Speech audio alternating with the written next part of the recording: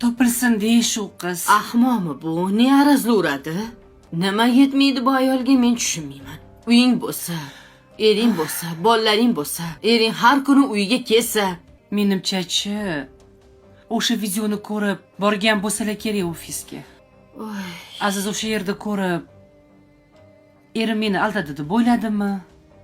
ha oldin gaplashmaydimi? Bir og'iz kelib so'ramaydimi?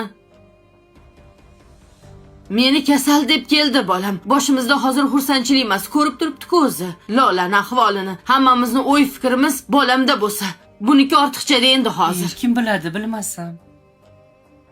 Shunaqa xavotirdamizda. Telefonlari umuman o'chir. Yoqmaydi ham. Juda ahmoq xotin ekan. Rashkam shunchalik bo'ladimi? 18 yashar qiz emas-ku. Shuni ayting. Hozir bizni shu tashvishimiz ustiga shu narsa sig'adimi, Oyisha? Gapirmang. Ozgina ishlatish kerak aqlini. O'zi nima qilib o'tiribmiz? Aydib, asabiylashmang. Sizga asabiylash mumkin emas, doktor aytgan-ku.